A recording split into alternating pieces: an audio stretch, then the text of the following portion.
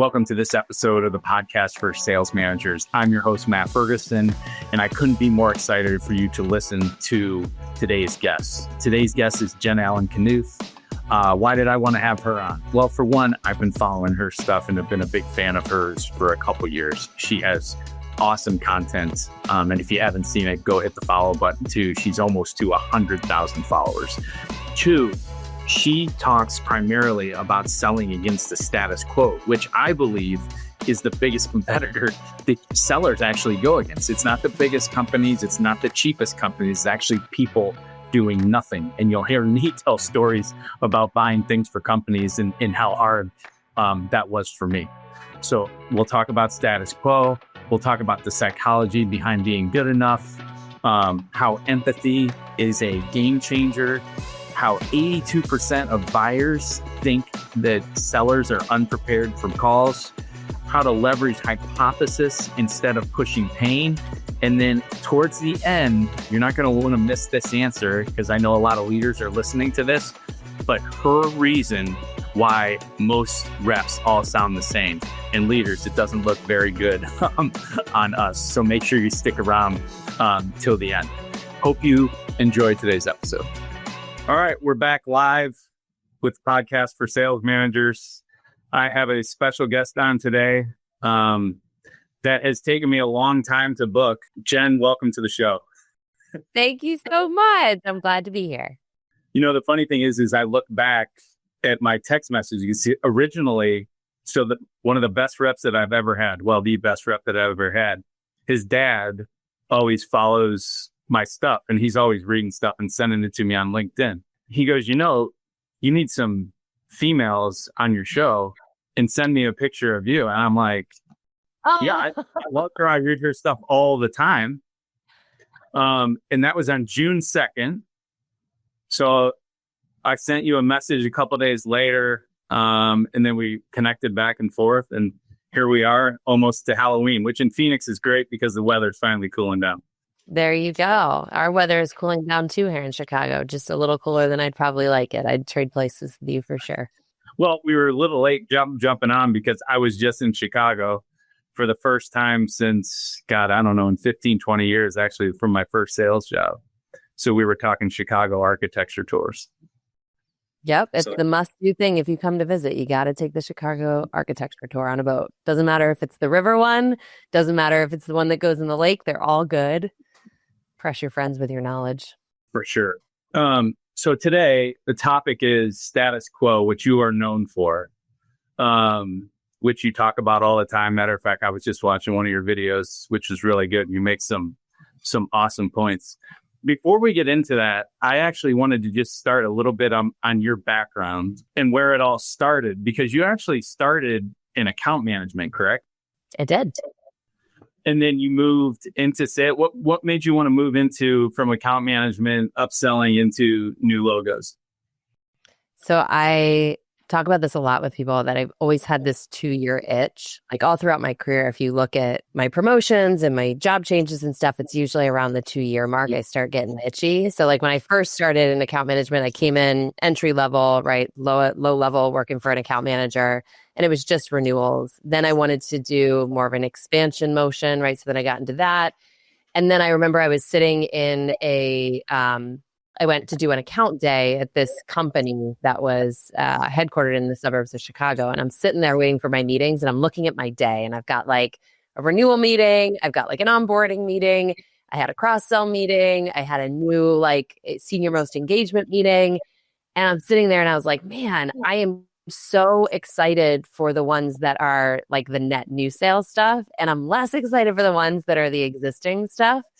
Because what I started to notice is the thrill for me became, could I take someone who is passive, uninterested, like just going about their life without us and spark interest early? And so when I remember sitting there in that day, my sales manager came later that day and I was like, I think I want to go into new logo sales. And he was like, am I going to be able to convince you not to? And I was like, I don't think so. And he's like, all right, let's try it. I'll put your name in and we'll see if we can make it happen. So it really just came out of being highly aware and conscious of like, what were the things in my day I was looking forward to and what were the things I was kind of dreading. Makes sense. Let me ask you this question. And obviously we're talking about status quo today.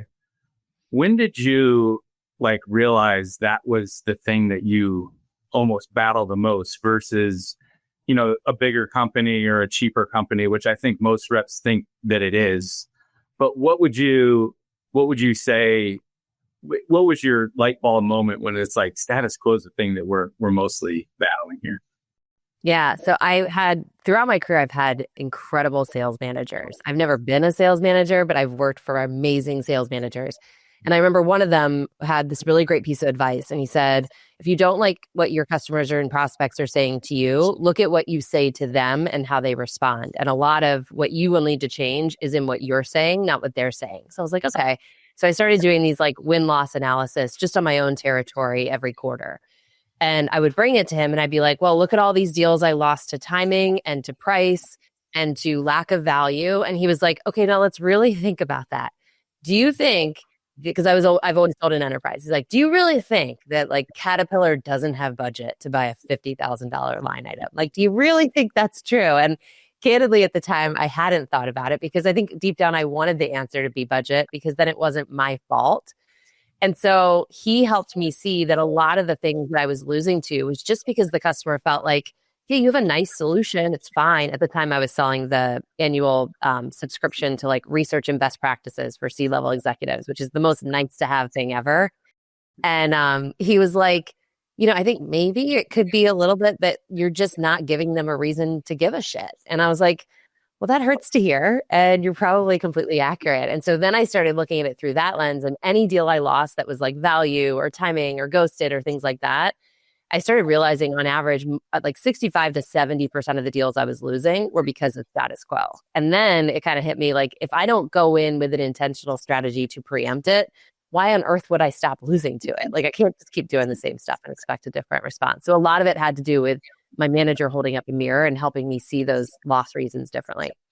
Yeah. I mean, where I realized is when I had to buy things for companies, I scared to death to buy it because I didn't really know what I was doing when I was looking into it. And I was like, I don't know, these kind of seem the same.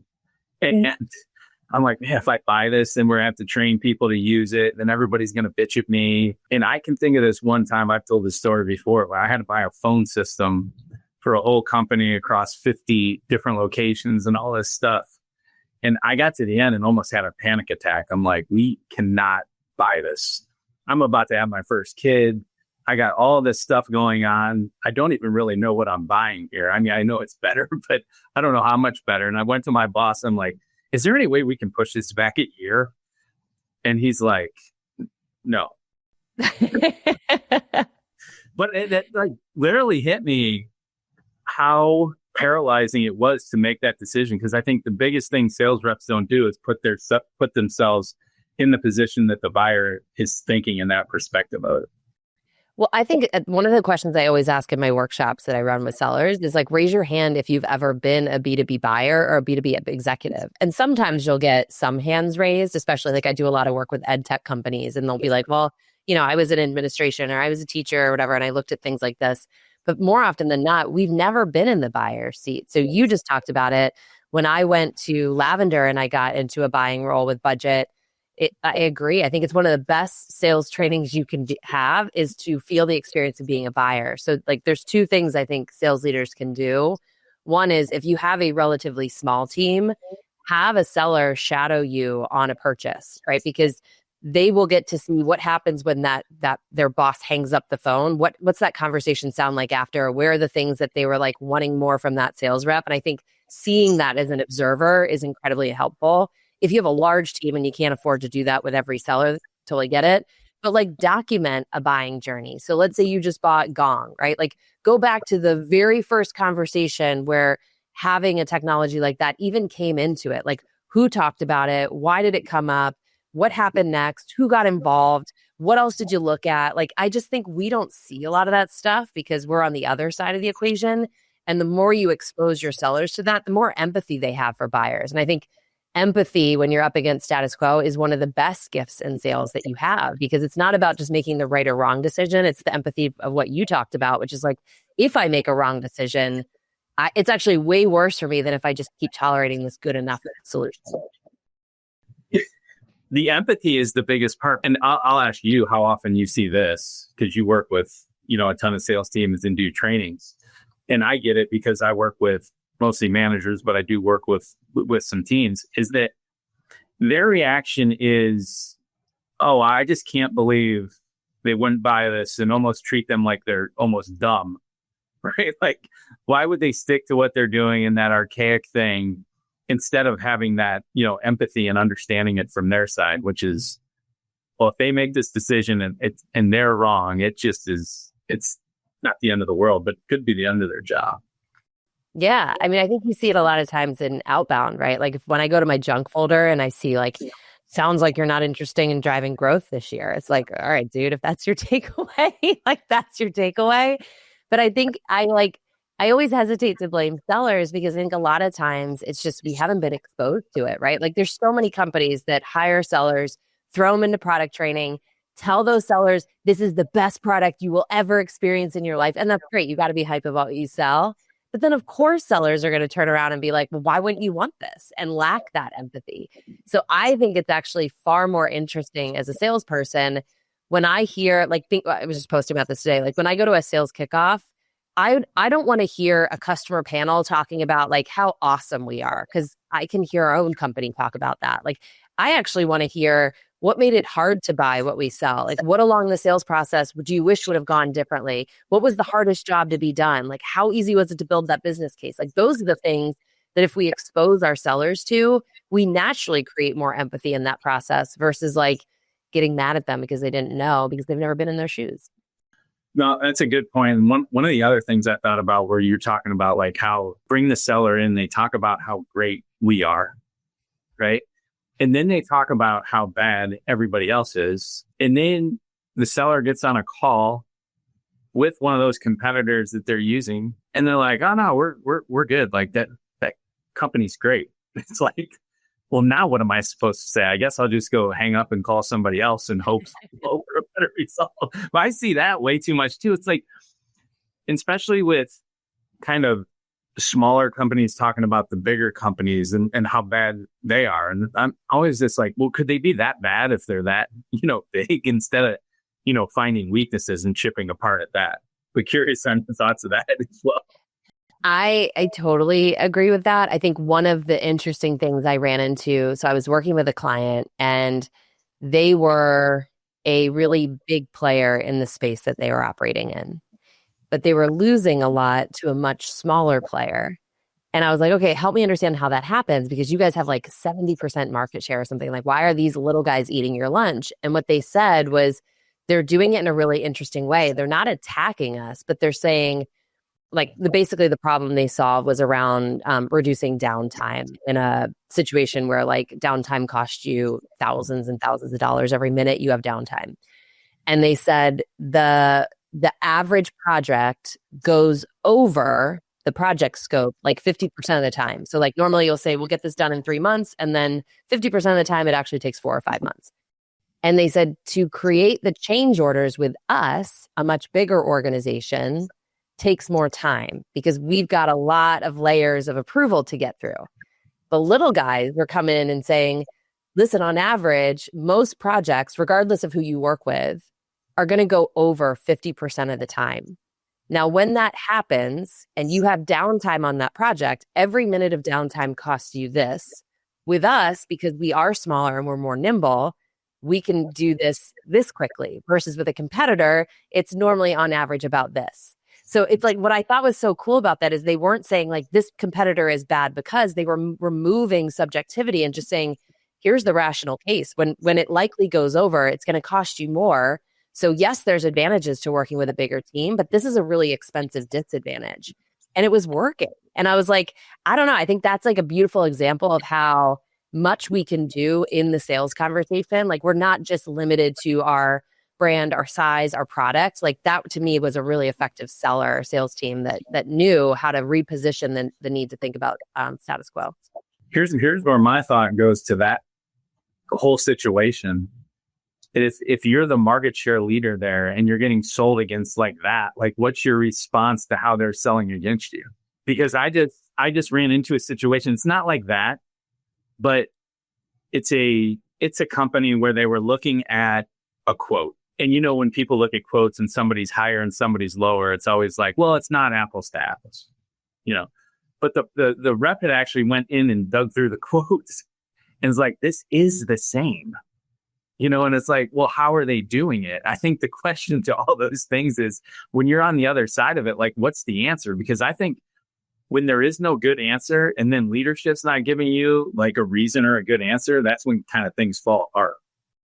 Yeah, I think because you're on the defense now, right? Somebody else is controlling the sales conversation and it's not you. This is why like COI, and Skylar is asking some really good questions. I want to circle back on that. Like, this is why COI, in my opinion, is so powerful, because it's giving you more control over the narrative versus if you show up and you're like, hey, what's painful and what are you working on and how can I help? Where the person's just like, I'm going to tell you the same exact thing I'm telling everybody else. So to kind of point back to what Skylar's talking about, like in COI, I think there's a lot of. Can you define it just for everybody? I know what. Yeah. Because I think it's a great acronym. Yep. COI stands for cost of inaction. And when I go on the internet and LinkedIn, I see a lot of people say it's the cost of doing nothing, which I completely disagree with, because no one's doing nothing to solve a problem. If someone's doing nothing, it's not an actual problem. Someone is doing something and they think that something to solve the problem is good enough. So COI is holding up a mirror to say, based on how you're solving the problem today, here is the unintended negative consequence of that solution, right? So it doesn't actually talk about our solution at all. But the trick, and Skylar, I think maybe this is something I had trouble with in the beginning. Like, I was coming to the call trying to get them to give me the answers to the test to calculate cost of inaction. That doesn't work for the exact thing you mentioned in point 2, which is they realize what you're doing. Like, you're just trying to make a case for your own sale. So it's actually on us to go into the conversation with a hypothesis, just like that story I just told. Like, they didn't show up and say, how often are your projects going over time and how much does that cost? Because that's like, it's very obvious to the buyer what you're doing. It's like, I know I'm not going to do this little weird dance with you. But because they went in and said, listen, on average, 50% of the time projects go over. And when they do, it typically takes this long to get through approvals. But curious, what does it look like for you? They're not going in with an assumptive tonality, because it's a great way to be wrong and sound naive. Like, one of the things I teach a lot is when you're using COI, you have to seek to be corrected, not seek to be correct. And the difference there is I'll say things like, but that's what I see from a few other companies I work with. Where are you different? How are you different? What are you seeing that's different? Instead of saying, does that sound right? Am I right? Am I on the right track? Which is like a seller seeking validation. We don't get honesty. So I think for COI to work, we have to come in with a hypothesis, seek to be corrected, and have them correct the math on it. We don't get to show up and be like, you do my homework for me and tell me, like, how much is this problem costing you today? And what's the cost of doing nothing? Because if they knew the cost of doing nothing, we wouldn't be here, right? Like, they clearly perceive the cost of doing nothing, or the cost of changing nothing, I should say, is insignificant. It's our job to build that case. I love that term. I wrote it down just so I wouldn't forget. But correct, be corrective, not correct. And I do think that is all in the tone, right? Which is how you say things. Because to your point, I think people can take it a lot the wrong way. Yeah. If you show up to someone's house, so I'll use this analogy. If I was doing a sales kickoff tomorrow and I went to the happy hour tonight to meet everybody for the first time, and I walked up to someone and I was like, wow, it looks like you really struggled to get dressed today. Would you like some assistance, like with your attire? Even if I was right, that is an offensive way to start a conversation. Like, pointing out someone's flaws is not how you win favor. Right. And so going back to what we were talking about with empathy, like, no executive consciously makes a bad decision because they're indifferent or don't care. They make a bad decision because in the moment, it probably feels right using the beliefs and assumptions that they have.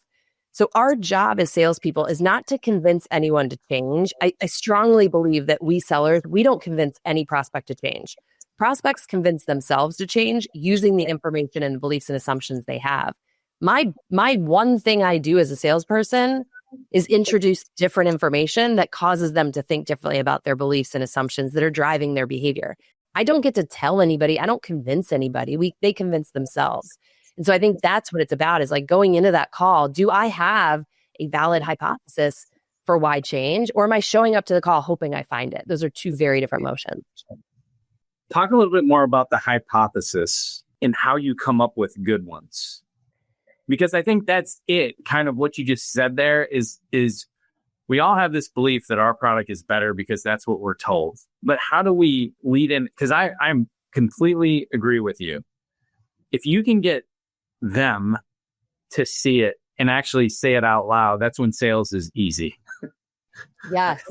I don't think I've never used a Grant Cardone 10 closing lines to actually flip somebody's perspective at the end. Every time I've ever tried to do that, it goes horribly wrong. And then I get off the call and I'm walking away. I'm like, why did I do that? Right. You like want to take a shower. You're like, I feel gross. I'm not good at it. I'm terrible.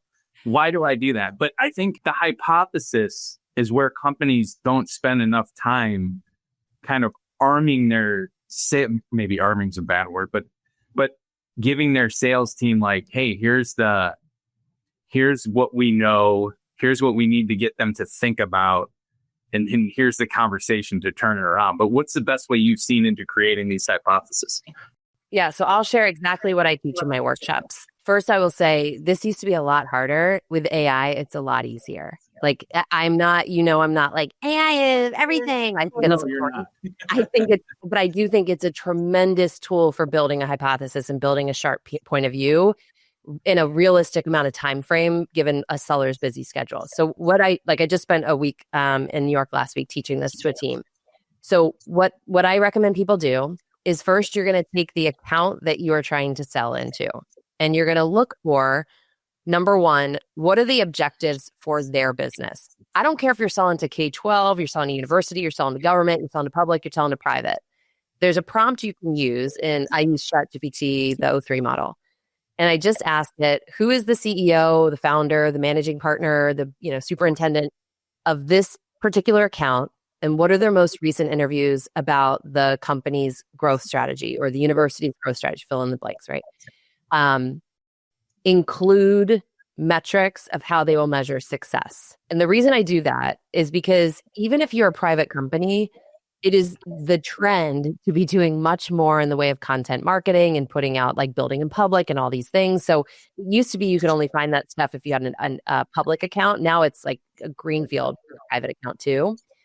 So what I then do is I pull out what are the things that the company is talking about trying to do. Anytime you can align with their big objective, it makes the conversation after the first call so much easier because now it's like, hey, this thing we've been talking about, I have an idea related to that. You're already establishing alignment quickly. So that's number one. Prompt number two is that it would be, what problems would make achieving this objective hard for this firm? And then you're going to get a nice, beautiful table of like all the things that would make this firm achieving those things harder. So like, I can't find the right talent, or we acquire businesses and we don't bring them in the fold quickly enough. Like depending on what you sell and who you sell it to, you'll see lots of good ideas. Then prompt three is, how does it appear that this company is solving the problem today? I am truly shocked by some of the answers I get back on this one. Like a lot of times it'll be like, they're using this technology and here's when it looked like they started. Sometimes you don't get that, but a lot of times you'll actually see what they're doing, which is amazing. You don't have to wait till the discovery call to do that. And then prompt number four is, what would be the negative consequence of sticking with status quo? And then it's going to give you some ideas. But the key thing here is you still have to use your brain. Like if you just take everything it spits out and say, oh, that must be the right answer, like you will be disappointed and you might look like a fool. But to me, it's like, if this can start my thinking and get me things I normally would wait to the discovery call to learn, now when I show up and I frame it as, listen, I'm an outsider looking in, or listen, I've done some research, but I don't proclaim to know everything about your business. It's okay if I'm incorrect, because I'm framing it that way. And I end it with like, what did I get wrong here though? So I think when you use those four prompts, you can walk in with a general idea or a hypothesis around what they're trying to achieve, what might make that hard, what they're doing today, and what might be an unintended negative consequence. I mean, that's a lot. And I want to go to one of the things we were going to cover today, because that kind of leads into it, which is AI helping people connect with buyers. How is that different to what you see probably most companies doing to connect with buyers and how they're using AI? We have this tendency in sales to like treat everything as an easy button. So we optimize for our own selfish desires before we look to make our buyers' experience easier and better. So a great example of that was like sales engagement platforms came along. We're like, hell yeah, I get to spam the same email to 1,000 people and I can do that efficiently. Why not? Right? AI SDRs came around. It was like, I don't even have to write a cold email anymore. Let's do the damn thing. Like just, here's my emails, put them in there. Let's go. But that's also, I think, what makes it easy to be a standout seller right now is there was a stat that I came across recently. It said like 82% of buyers think that sellers show up unprepared to the first call. Like 82% of buyers, B2B buyers, think they show up unprepared. All you got to do is not be in that 82%, and you already have an advantage over everybody else. But like one of the things I talk a lot about with the people I train is imagine your customer is making a decision based purely on the sales experience alone because they think your products are on par, and often they do. Would you win or would your competitor win? And if you don't know the answer to that question, I'm going to put my money on your competitor, right? So like, that's what I mean by like doing the hard work. I say this corny thing, but like the hard work because it's hard. Most sellers are not going to do hard work. They're going to push the AI easy button, have it write its emails, have it do all the work. Your thinking, your knowledge, your insight from having conversations is by far one of your best advantages in a sale. By the way, you posted, I think 2 or 3 days ago, it was 5 things. And one of the things, it was, what was it? I'll screw up how you put it, but isms. Was it Jen-isms or demand? But I love them all. And that hard work was one of them. But the one that actually really caught my attention was a better way rarely defeats good is good enough. And had an example, which I thought was such a great example for status quo of buying a house. And if somebody came to your house and showed that there was a better house, well, you're not going to move every time somebody just comes and say, hey, better house. And it's like, that is status quo in a nutshell. And when I wrote the post for this whole thing, I had just heard a great status quo thing because my wife does hair. And if you think about it, I have my own business and she has her own business. Yep.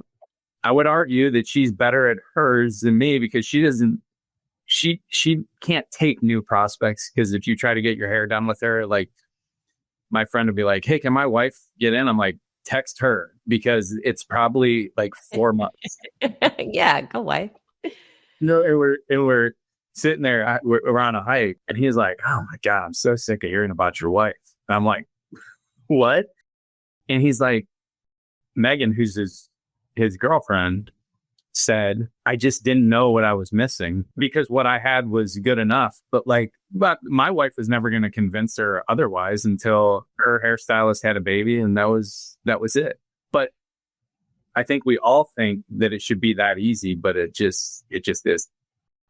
It's not, right? Like I learned this firsthand when I was selling the Challenger sales methodology. I was like, it's the best methodology. Like, why wouldn't you want the best? You sat here and told me how much you want to grow and how much you want to, and I realized, I was like, why can't I understand their point of view? And it's because I never had implemented a sales methodology. I never realized as a seller that when you buy a sales methodology and you're a global enterprise company, you got to do so much shit. And then when you do it, sometimes sellers show up to the workshops and they're like, I don't even really like this that much. Like, that is a horrible, horrible experience. And that's what our buyer is playing. So I always talk about it as like the road to better is littered with risk to your political capital, cost, change, all these negative things. But we as sellers, we love to talk about ROI and what happens on the other side and all the great things. And that means the buyer themselves is navigating that process of like, yeah, but what does it take to achieve better alone? Because they look at us as saying, you're so biased and you've never been in my shoes that you can't understand that making a change. So like one of the companies I was working with recently is a CRM. And so they go up against like Salesforce and they go up against homegrown spreadsheets and all this stuff. Like, yeah, you might have a better way, but you know how painful it is to change a CRM system? Like, it is brutal.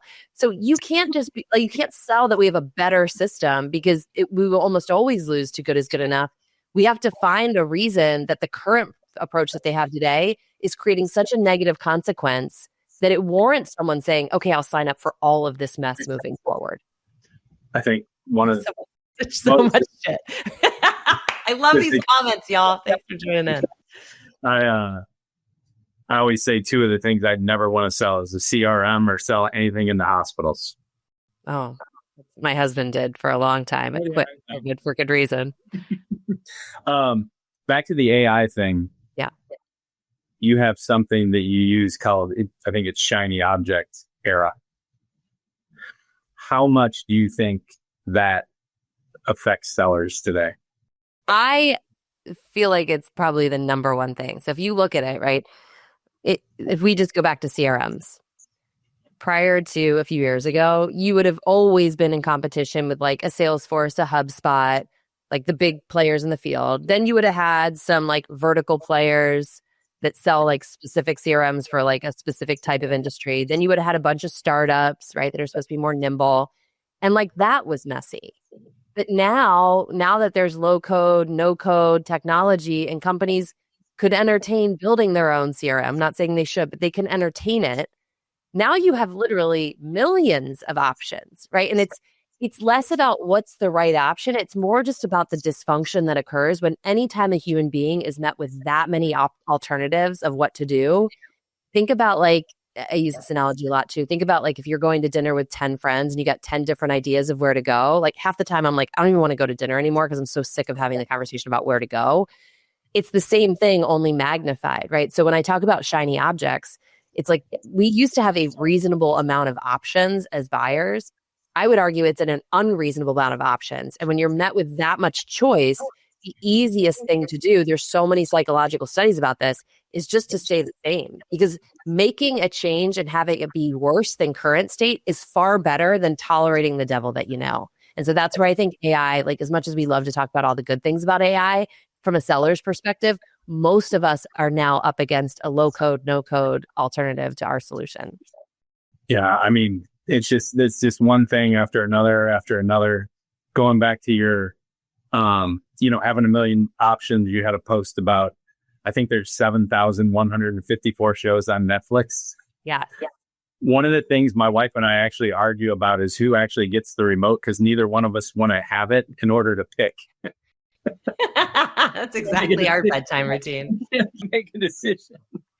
And then when Nick gets it, I'm like, you're doing a terrible job picking. He's like, take it. I don't want this job.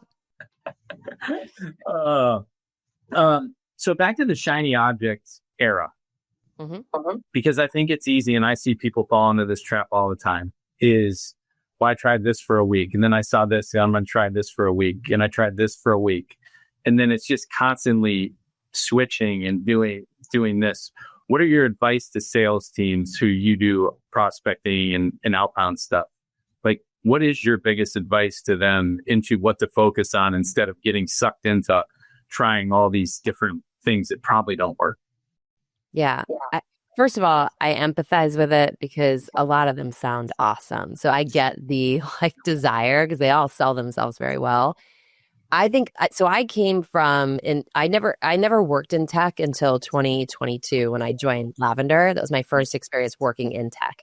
Prior to that, I was selling professional services. Like there was nothing to show, right? I never did demos because I'm like, what are you going to look at a freaking website of case like that? That's not something you show. So it was a very idea-based sale. And as a result, we had almost no technology. Like my tech stack was Outlook and LinkedIn and Salesforce.com. Like that was pretty much it, and Teams, right? And so I came up in a world where we didn't have a lot of technology. And I actually like the constraint of that. Like I think it forces you to be really nimble and figure out like, okay, how do I get to the right thing without being dependent on a piece of tech? So I guess my advice to folks would be like, there's nothing wrong with technology. Like I love Gong for the fact that, when did you ever have the ability to actually hear what truly went on a conversation versus the seller's filtered version of that? But my advice would be like, don't get super lost in looking for the tool that's going to save you. I think right now, just having a paid $20 a month ChatGPT account, you can do a hell of a lot of damage with that. And so I would say put yourself in a constrained position, and then where you're hitting a wall, then go out and say, Now, which pieces of the tech stack that we own can help me with this? As opposed to saying, we have all of this tech. How do I use all these things together? Which I just feel like would be a massively overwhelming and potentially like waste of time job to be done. Only look to tech where like you're hitting a roadblock and then figure out like, okay, now how do I weave that in? I don't really understand when I talk to companies and they're like, our tech stack is like 40 softwares big. I'm like, to do what? Like the job isn't that hard, just conversations. I always laugh because almost every client I have has 3 or 4 different pieces of technology and then has their own spreadsheet. It's like, what are we doing? We have another client where we had a kid work off a spreadsheet and just absolutely killed it. And then when the next reps came in, we had HubSpot all set up. And they didn't do as well because the HubSpot wasn't set up right. Go figure. Go figure. We were like, well, maybe we're just better off with a list and a spreadsheet. I always say the most important thing is how good your list is. And if you have a good list with good numbers and good email addresses and it's consistent, you consistently go after it like that. I've yet to see something that beats that. I completely agree with you. Also, Jason in the comments, it made just like the most perfect comment about the Netflix thing. That's status quo. He'd rather watch a show he's seen 20 times because he knows he's going to enjoy it than try something new. That's like a perfect analogy for status quo and our buyers. I'm glad that you can follow the comments because I always struggle to follow. We got some good people in here. You're better at this than me. You have more stuff to do on your side. I'm just answering questions. All right. So to wrap this up, we've already been going almost 38 minutes. If you could give 2 to 3 simple bullet points into what's the best way to defeat, you're not always going to defeat status quo, but what are the best ways to actually get by it? What would some of those be? Yep. Number 1 would be look at a single account and evaluate what they're trying to do. Come up with your point of view, as we talked about with those 4 steps for that account, and then look to scale. So what I see is people start with scale. Like, how do I come up with the thing for 100 companies? You're always going to come up with like watered down shit. Come up with one thing for one company. So I'll give you an example. I work with a company in robotic welding. And the problem that they're solving is there's a huge welder shortage in the US. And so by writing one great like status quo busting message for one company that is having a hard time hiring welders, now you can use AI on the other side and say, now go find me 20 more companies that also talked about having a hard time filling open welder roles, right? So you don't get that when you look at like the entire universe. You get that when you look at one company, come up with a great message for them, and then scale it on the other side. So that would be number 1. Number 2 would be, to the best of your ability, remove your bias. The more biased we are in trying to convince someone to change, the more resistance we will meet. Because none of us like feeling sold to. The other analogy I'll use a lot is if you've ever been to a shopping mall and you're walking by like those people in the mall kiosks, you do anything possible to avoid eye contact because you know they're going to pitch you. Yeah. Those are the same people that avoid us in B2B sales interactions. So like truly come at it with a perspective of like, I'm not sure if it makes sense to make a change, but like, let's figure it out together because I've got some ideas and we'll put them on the table. But if you decide that this is not something worth changing, that's okay. Like, I think it's important to set that tone because so many sellers do convince and we get lumped into that. And then number 3 would be have the courage to ask hard questions at the end of the conversation. So the 2 that I really like are based on what we've covered so far, does this feel like a problem worth solving? Shut up, get a yes or no. And then ask separately, okay, based on what we covered, does this feel like a problem worth solving now? And you often will get a yes to the first question and no to the second question. That's okay. Like a great win rate is like 35% in sales. Like you're going to lose more than you win, but you want to lose those early and know why. And so it opens the door to say, no problem. Can you help me understand like what goes into that thinking? And oftentimes it's like, well, we've got this like big ERP implementation and we're all heads down that first, but in December, like we would revisit something like this. And then you get a more accurate understanding. So you're not pushing and begging and following up, wasting your time on an account where like the timing's just not on your side. So I learned those two questions when I always like to give credit. I learned those two questions when I was doing the Challenger podcast. I interviewed More Asseline and he shared those. And I was like, I love that. That's such an accurate way to understand where you stand with the prospect. And Keith Waitman actually who I think you're a friend with. Yes. He posted about something similar to that today, which is like you have kind of a shitty call, right? Or they're not engaged or anything. And then there's 3 different ways he said you could handle this. And one's basically to ignore it, chase them around. 2's to kind of be in the middle. And then 3's just to come out and be like, hey, maybe I missed something here today or this, but I think, 90% of people would go with 1, get off the call, call their manager and be like, yeah, the call was pretty good. It was great. Like, what's the next steps? Like, oh, they told me they'd follow up in 2 weeks. They love us. They really love us. Can we hit on these couple questions I see here just for folks that join? So Skylar was asking from a status quo perspective, pain, gain, and challenger sale were the OG approaches a lot of us were raised on. How do you think those have evolved? So a couple points here. If you haven't read The Jolt Effect, it's by one of the same authors from Challenger Sale. It's a phenomenal book. They separate a no decision outcome into 2 buckets. One is status quo, which is like, you just haven't given me a compelling reason to change. And one is indecision, which is, I do feel the need to change, but I'm so overwhelmed by the options, I'm stuck at a stall point. I think that is a really important evolution to Challenger because indecision and status quo are 2 very different problems to solve.